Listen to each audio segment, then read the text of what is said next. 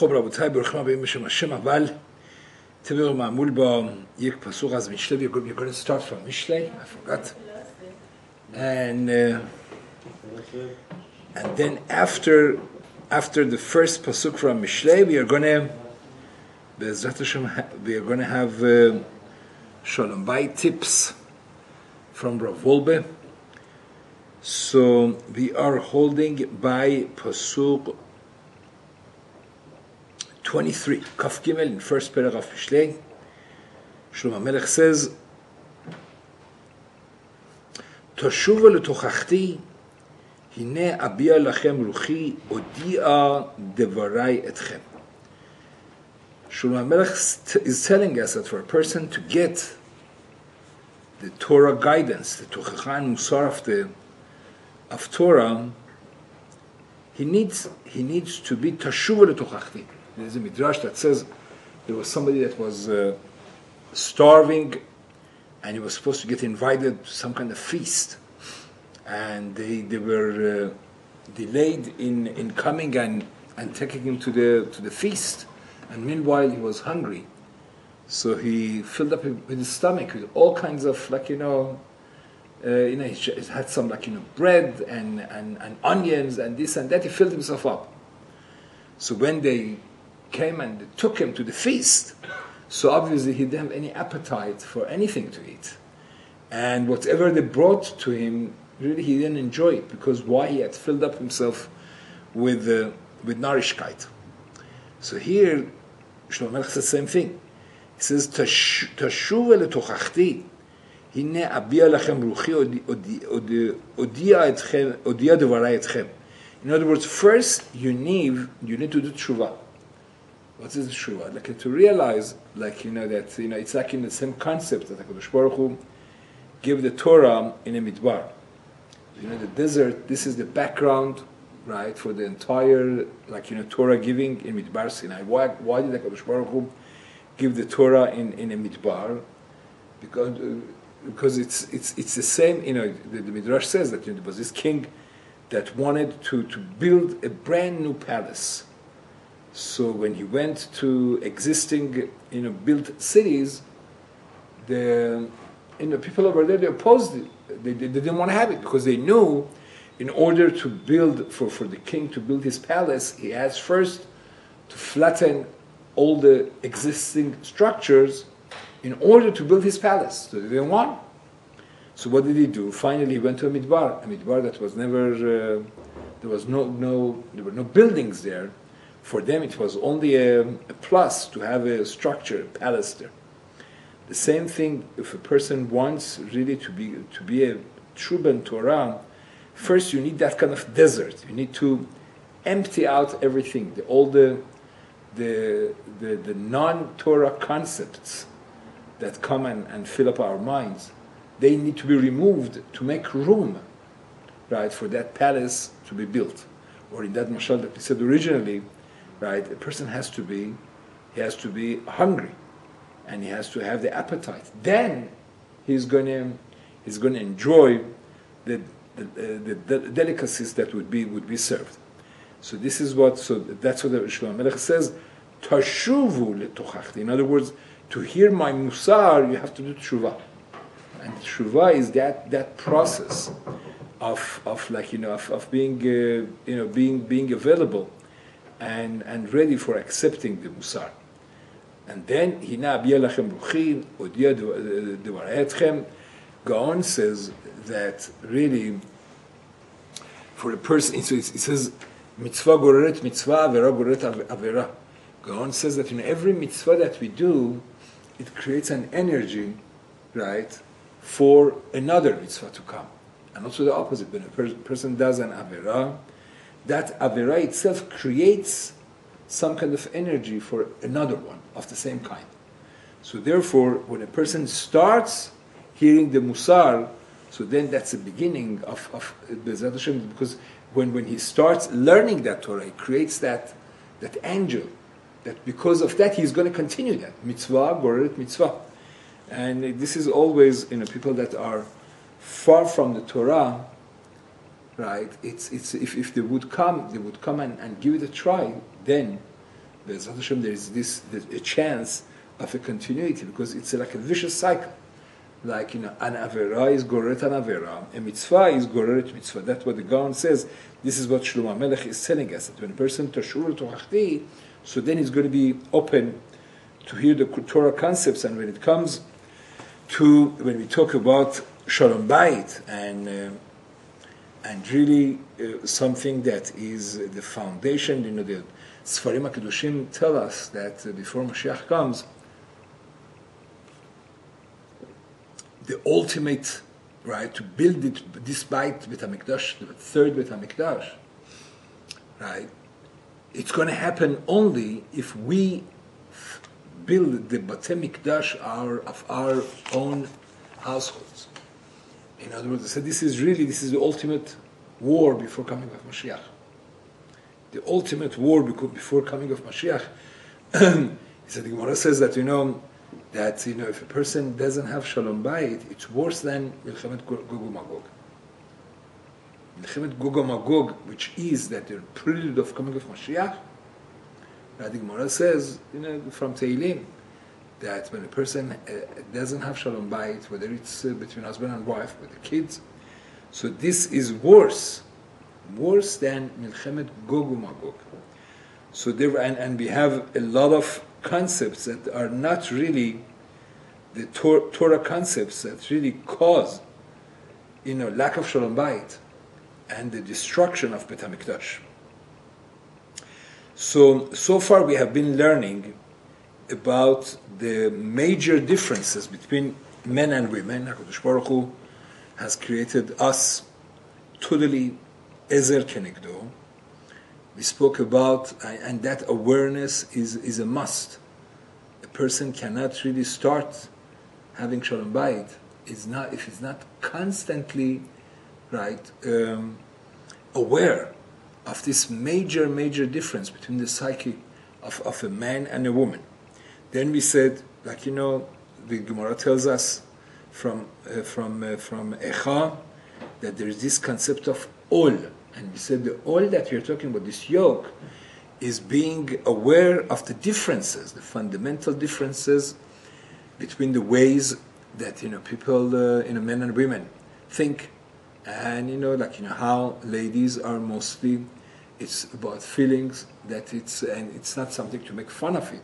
It's a fact. In fact, Kadosh Baruch Hu has created them for, with these kind of qualities, being aware, and that's the ol. The ol is really being constantly aware of these differences and catering to them.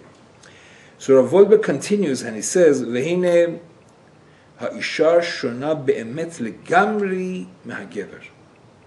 We have to know that a woman is totally different than a man. B'chol zot, Amara Torah, al ken ya'azu sheti avitei v'davak ve'ishto. But the Torah says, in spite of that fundamental difference between men and women, the Torah tells us that there is this possibility of, it has to happen, that a husband and wife become one, they merge into one, v'davak ve'ishto. Zoi devekut ruchanit.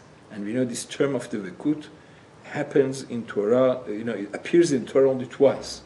First it says Al ken ya'azu et aviv v'davak ve'ishto. First between husband and wife, and second between us and HaKadosh Baruch Hu. Va'atem ha'devakim, Rav Ben David's favorite pasuk. Va'atem ha'devakim ba'Hashem Elokechem chayim kulechem hayom. So this devekut comes only, right, and before a person is able to be davek b'HaKadosh Baruch Hu, first he has to merge, to become one with his wife. It's like, right, the Torah also says, first it says, V'ahavta l'recha kamocha, and then it says, V'ahavta et Hashem Elokecha. When it comes to mitzvah of loving HaKadosh Baruch Hu, first, V'ahavta l'recha kamocha, which we spoke at length, right, it's really, the only way to understand this, it's between husband and wife. V'ahavta l'recha kamocha, it does not mean you should love your neighbor like yourself. We said it's impossible for a person to do that. So there also, first you have the hafta l'racha kamocha, means you should love your spouse like yourself. like you become two hands of the same body. And then it says, V'achtat Hashem Elokecha. Then comes the parasha of Shema that talks about loving HaKadosh Baruch Hu. So, ubot hitbak devekut beli mechitzot. This devekut has to be without any separation. V'hayu, the Torah says, V'hayu lebasar echad. That husband and wife, they merge together. There is a oneness, basar echad. Some say this happens after they bring children to this world. Because when they bring children, it's really these two bodies created together a basar echad. זהו הקשר הגופני, right? כי ממש אחד. ואם התורה ציוותה כך פשוט שזה אפשרי. If the Torah tells us, והיו לבשר אחד, so obviously this is something that is within reach, it's something that is doable. והכרחי, and it's must to happen, וגם טבעי, and it's natural. כי הבורא הכין טבעם של איש ואישה לכך, שיהיו דבקים. זה בזה ברוח, בנפש ובגוף, דבקות בלי מחיצות. Right, so Rav is saying that this is in the Torah, and it's doable for every couple to reach this kind of merging totally together to become basar echad. Right, so that's what it says. Ki habore hechin tiv'am. HaKadosh Baruch Hu has, even though they are so opposite of each other, the Borei Olam, the Creator, has made it. Right, it's programmed in the nature that they would be, right, they would become one. So the Gemara tells us, "Ha'isha makeret ba'orchim yoter min ha'ish." Right, like in some of these differences that how they complement each other, the Torah tells us, "Ha'isha makeret ba'orchim yoter min ha'ish," that there are certain understandings that women have that men lack. For instance, like makeret ba'orchim, to have an understanding and getting to know guests, strangers. Ha'isha nichona bebina yetera, right? So HaKadosh Baruch Hu has given the women a bina yetera. This is something that the men do not have. Im ha'ish ba'al ma'ala hu bar da'at, da'at hu koach ha'afrada. So Rav Wolbe goes a little bit into differences between men and women. He says that women have bina, but men have da'at, right? And he elaborates what are the differences. What is bina? What is da'at? Ha'isha, right? He says she has bina. Who is bar da'at? Da'at hu koach ha'afrada. לראות במה שונה דבר אחד מדבר שני, הדומה לו. Right. וכאשר הוא מחלק ומפריד, הוא עומד על מהות הדבר. כי דעת הוא כוח ההפשטה. A person, like the man has, so we said, right, the women have bina, and the man has da'at. What's the difference between the two? Da'at is the koach to simplify things. A man is able to look at the situation and to get to the core of it, to understand what's going on, and right, it's to simplify it. Bina hu koach hatzeruf. But bina is like putting together different elements. It's not what the man has, that he has that to see to come to the core of the of an issue. But bina is koach hatzeruf. Tzeruf is like the ladies have a certain intuition that men do not have, right? Men have, right, the power of they have that, but bina is like a certain intuition that maybe logically you cannot understand it, right? They could میتونن بهتر محک بزنن رو اشخاص. یه چیزی احساس نمیدونم چه میگن intuition چه میگن نه یک چیزی به اصطلاح که احساس درونیه. It's not something intellectual that you could reason with. So and we need. So he says, בתכונה זו נכונה האישה היא חודרת גם למצבי רוחו של בעלה. Right? A woman is able, right, without her husband saying much, to understand his moods and what's happening with him. Right? He says, היא חודרת גם למצבי רוח של בעלה, she penetrates the moods of her husband, מבלי שיצטרך לדבר, without him needing to talk a lot. And therefore, because she has this certain intuition, she could give him good advice. Again, it's not something intellectual, it's not chokhmah, it's not that, it's bina. Chokhmah, it's information. Chokhmah is information, right? Also, we know that we have chokhmah, bina, and dat. Dat, it's judgment. Judgment to know, right? That is judgment to know from different options which one to have the proper judgment, which one to do. But the woman adds the bina, which is an intuition. And because she has that intuition, she could give good advice to her husband. The Gemara tells us, if your wife is short, bend over and listen what she says. Not necessarily the husband has to follow what she says, right? But it's always good to consult with her because she's going to give him a dimension that he lacks. He doesn't have enough, right? So he says, and in any area, right? And that's why it's so important that that a husband really should share his life with his wife, right? איש ואישה משלימים זה, they complement each other. אנחנו מאמינים באמונה שלמה שהקדוש ברוך הוא מזווק זיווגים, הקדוש ברוך הוא, we have spoken about this before. It's so important to constantly realize that this is, I think I told you, my parents they say this is my mazal. They would call each other mazal. Mazal, what does mazal mean? Mazal means something that drips from high up. Nozel in Hebrew is dripping. In other words, this is something that really our spouse, Hashem has chosen it for us, right? Moshiv Yechidim Baita, to realize over and over if Jewish boy and girl, their name goes into a kosher ketubah, the great majority, over 99% of the cases, they are each other's soulmate.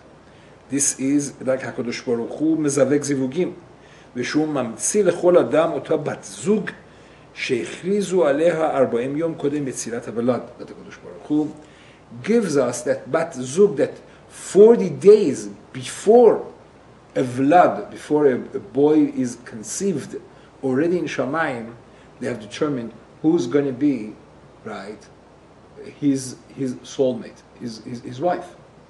Right? קודם יצירת הוולד. בת פלוני לפלוני. This is the daughter of פלוני, is for פלוני. ומותאמים שניהם זה לזה מתחילת יצירתם כדי לעד להפליא. And this is, they are really each other's soulmate.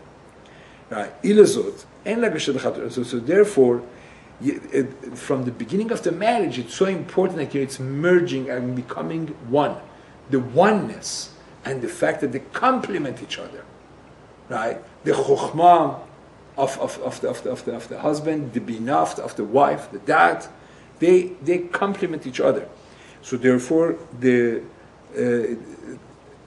purpose and it should be of merging the kavanah להתאחד עם בת הזוג, התאחדות גמורה, full merging together. We spoke about this financially in all areas. האישה צריכה לדעת את כל פנימיותו של בעלה. Rav Wolbe says that a woman has to know all the the innards of her husband and vice versa. She has to know what drives him in life, the goals that he has in his life, right? What makes him happy, what worries him, whatever goes throughout the day in his life and her life, they have to share with each other. מלבד חטאות נעורים. But he says, a person doesn't need to שתונה כי וقت جوانیاش کرد و اینا را, certain things doesn't have to, a matter of past. He says, מלבד חטאות נעורים, צ'יזוי جوانی و جاهلی, וכדומה שאין תועלת בסיפורם. Right? Those kind of things, there's no benefit in telling them over, ואשרי כסוי פשע. certain like psha'im, crimes. The best thing is just to cover whatever. It's a matter of past. That once they go under the chuppah. It's a new page. It's a new page, and in this new page there should not be any secrets. Ein lahastir me'uma ma'isha. Right? A person should not hold back anything from his wife. Right? In all areas, it has to be open, like in total openness. So now when Shlomo HaMelech, I think it Mishle says, Mishochevet chekecha shmor pitche picha, he says, from your wife, the one that shochevet chekecha, like سرشون بالین بغل هم دیگه میذاره زن شوهر میگه که چی شمار پیتخه پیخا watch your mouth. So there it's talking about the secrets of other people. If a person has told us something that it should be kept a secret, a person should not tell that to his wife either, right? That we have to keep other people's secrets. But when it comes to our own lives, as we said, we don't need to go back to before marriage, but anything that happens and it's part of our lives now, it has to be total sunshine policy with his wife. I mean, there are certain things I still would say that there are certain things that ladies have a tendency to worry a lot. They're over anxious. So a person has to see if some things that it's just gonna cause anxiousness on her part. So there's no reason for just to make her nervous and reveal those kind of things. But especially anything that has to do with their life together, there has to be openness. And it says Baal Shem Tov, it brings a story that Baal Shem Tov Zatzal be'et chatunato haya od nistar. When Baal Shem Tov got married, he did not want to reveal his greatness to anybody. Right, so for years he pretended to be a Baal Agala Pashut, like a wagon driver, one of the very low class type of job. And a lot of times, it says that Reb Gershon Kitover, his brother-in-law, was so upset that his sister had married this Amharetz, that good for nothing guy, right? So he was the Rav of Brod, that. And he was pushing his sister to get divorced from him. To get divorced from Baal Shem Tov. Her father, the Chashuv Rav of the city. But she refused. Why? Apparently Baal Shem Tov, to her, he had revealed his true destiny and what he was. So you see from here also that husband and wife, that maybe towards everybody else, he wanted to keep himself he's nobody, but to his own wife, he was totally apparently open, and that's why she refused to listen to her brother. We have to know that the world of the woman, Olama shel ha'isha hu ha'regesh. The world of a woman is emotions. Emotions.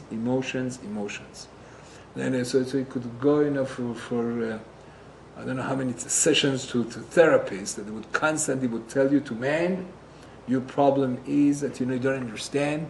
Ladies are regesh, feelings, schmeelings, all husbands they complain about that. But this is not psychology and psychotherapy, etc. This is something the Torah says. Ezer kenegdo. We have to and being aware of that. It's and a person, the husband needs to connect to his wife on the feelings level. Olama shel ha'isha hu ha'regesh. The world of a woman is the feelings. Ha'ish, right? And you said men usually are not like that. Men are not so much into emotions, right? But you see, it's not that major difference, right? It's chas v'chalila when a husband makes fun of his wife's feelings. This destroys the marriage. It says v'kol asher mezalzel bahem hu mezalzel beregshoteh. Right. So a person has to know what are there are certain things to us doesn't make any difference. Right. It's it's trivial. It's like But if for our wives these things are important, it should be important for us, right? It's like a person goes and buys a gift for his wife. A gift doesn't have to be a gift that he likes. It has to be something that she likes. If she doesn't like it, no matter what is it, right? It's worthless, right? So he says like there are certain things like how to set up the house, right? It's very important. Really, the house it's her domain. What kind of furniture to buy, what kind of curtains, or where to put the flowers, this, that. To us, it seems like it's totally not important. But to her, it is important.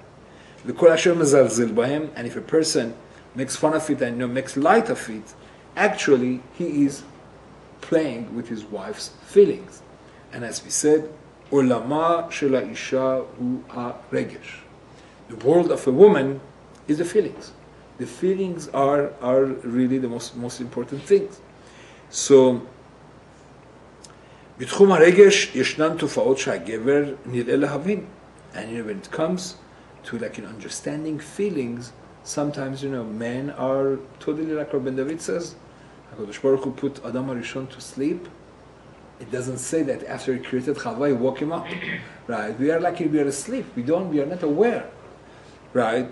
So he says, בתחום הרגש ישנן תופעות שהגבר נראה להבין. A man cannot understand. לא פעם הוא נתקל בלוגיקה נשית שאינה נראית לו לוגיקה. It's like logic. We cannot understand the logics of how these species women work. רשמים ורגשות שלכאורה אין להם אחיזה במציאות כלל. A lot of they have certain fears. We spoke about this before, but it's just an example of being fearful of insects or cockroaches, whatever.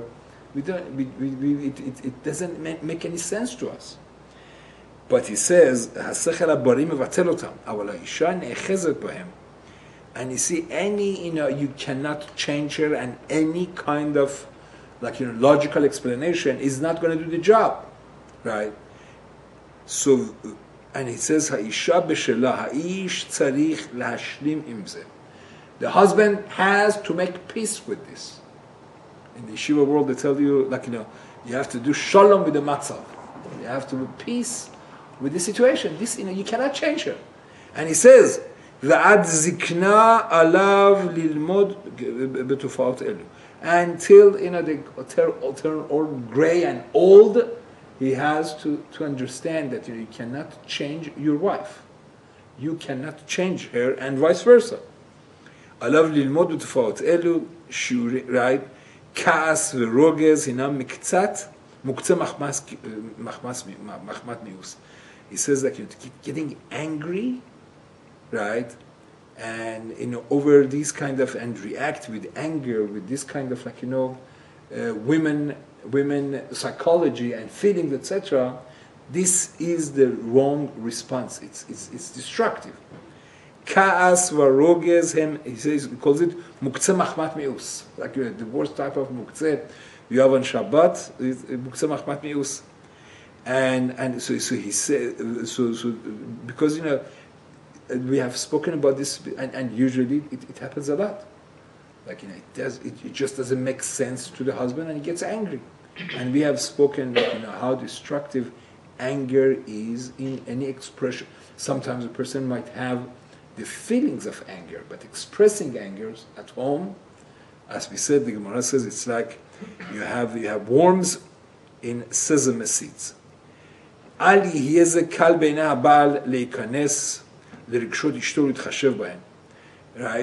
So,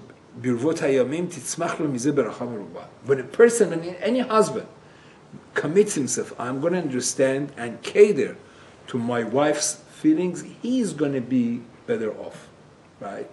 They say the most selfish thing you could do for yourself is be nice to your wife, right? If a person would understand this and to know that he needs, it's all about feelings, and he's right. He touches base on that level with his wife. He's going to be right better off. Kol asher hu sam level rigshei ishto, the more a husband pays attention to his wife's feelings, right? He says, "Itachzir lo bekiflei kiflaim simat lev al chavad da'at." He is the one who stands to gain from this. She's going to reciprocate double, right? Kiflei kiflaim. Simat lev, she's going to pay also more attention to him, and cause him to be a happier person. זאת ועוד, האיש אשר כל מסת נפשו היא העבודה בתורה. Right, you see, but he says, especially when we're talking about men studying, like in Kollel, learning Gemara, etc. Gemara, it's basically, it's all about, like it's logic. Gemara, it's very complicated. Like you have to have all your faculties, and because of that, sometimes men tend to forget about feelings altogether. But he says you should know. This is again, he borrows another term from Shabbat. In Shabbat, it's mitzamek v'ra'al. Right, that this, when the feelings shrink, he is himself worse off. And you see, it's very interesting. Like when you come, the Zohar HaKadosh. I think we spoke about this before. Zohar HaKadosh is full of feelings. Whenever you see, like Rabbi Shalom Bayit and his disciples, like they're coming and discussing something, so then he says, like Bacha, he cried and he came and he kissed his head, his hand, whatever. You see that even we see in the Gemara also. There's so many instances, right, that you see that Gedolei Israel. How come you see they were people that have a lot of hergeshim. They had feeling. The feelings are everything. It says, Beit, David HaMelech says in Tehillim, Beit Elokim nahalech beragesh. A person wants to enter the house of HaKadosh Baruch Hu. It doesn't happen with Rosh, with Moach. It says beragesh. Ragesh, it's feelings. And this is something that men need to work out. It's because we said HaKadosh Baruch Hu has given ladies an overdosage of feelings, and to men it's not like ladies. But it doesn't mean that men do not have it, or men do not have to develop that. As you could see, go through the Gemara, Zohar HaKadosh, constantly, right? The Gemara says, Rabbi Yehuda HaNasi. Rabbi Yehuda HaNasi, for I think 13 years, he had the worst type of Yisurin. Yisurin, he was sick very badly. The Gemara says, what caused the Yisurin, and then what cured it. The Gemara says the Yisurin were caused because once, right, Rabbi Yehuda HaNasi was sitting somewhere, and there was a calf that they were taking it to be slaughtered, and this calf somehow, apparently, his neshama knew that what's going to happen, came to Rabbi Yehuda HaNasi. So Rabbi Yehuda HaNasi, like without any feeling, said, "Lechach notzarta, go to be slaughtered." Right? What? An animal is an animal, right? This is the best thing for you to happen, that you're going to slaughter. He didn't show any rachmanut and compassion and feelings for this calf. So that's how the Yisurim started. And then the Gemara said, what caused it to finish? Right? He says once, I think his maid servant, there were some rats or something, I don't think the house wanted to kill them or throw them away. So Rabbi Yehuda said, no, have rachmanut on them. So the Gemara says, then it stopped. Because the problem was that he did not have feelings. I mean, logically, he was right. Logically, what's better for an animal to be slaughtered k'halacha and to be eaten on a Shabbat, or to become a steak for Rav Ovadia, let's say, become part of Rav Ovadia? Logically, this is the most that an animal could reach. But you see, maybe it's true, but you see the feelings were missing. And when Rabbi Yehuda HaNasi developed that sensitivity, that it should have maybe should have taken the calf and consoled it, and then in a nice way, okay, this is really the highest you could get. The what was missing was the regesh, and this is ultimately the biggest problem that men have. And you see empathy. We have to realize, the psychology a lot, they talk about empathy. Just to to really to get to the purpose that you want to get to. Without empathy, it's very difficult, right? And empathy is what? Empathy means to understand somebody else's feelings. With kids, it's very important not to downplay their feelings, right? They call it validation. Oh, I understand you had a hard day, this and that, but these are the rules, right? That empathy, that understanding the feelings, it's going to help us get to the purpose that we are, the goal that we want to achieve. I think probably in this class also I told you the story with Rabbi Levin. Let's conclude with this. Like in his neighborhood in Yerushalayim, there was this guy that he had, I think, some kiosk that sold ice cream. Especially during the summer, the guy wasn't Shomer Shabbat, and he would have his store open till very, after it would get dark, then he would close his store. And everybody would come and curse him and this and that, Shabbos, whatever. So Rabbi Levin, one Friday, he went and he got prepared for Shabbat, and he went to the store and sat down there and he was saying Tehillim, the end of the store. And the guy was very like, what is this doing in my store? He didn't say anything, just So when it was, he spent some time there, and then it was like half an hour before Shabbat, he had good food to Mincha. Before he left, he said, everybody came and complained to me that, your store is open till 8 hours. I just wanted to come and see why. Now I see that you have so much traffic. I see so many customers come to buy from you. I see. It's half an hour before Shabbat and still your store is full. I really understand you. I understand. Really to give up such a thing, so many customers, etc. But he says, but what can I tell you? Shabbos is Shabbos. We have to keep Shabbat. And he says that, he says, good Shabbos, and he leaves. He leaves to go to shul.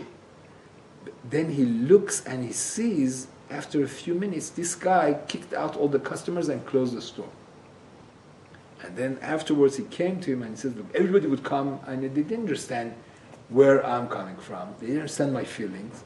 Right? They would just go say, oh, you're going, close for Shabbat. You understood my feelings. And you had empathy for me. That was effective, that it caused him that he should close on time. So this is a lesson for life. Look, the feelings, it's not feelings, schmeelings. We have on a regular basis to be like, it's very important, to ask even your wife, how do you feel? Not just physically. As far as the feelings, anything that happens, like we need to communicate on that level, and Be'ezrat Hashem, this could bring about this, complementing each other, the chokhmah, the binah, and that, to create that Bayit Ne'eman Be'Yisrael. So we'll go upstairs for Arvit.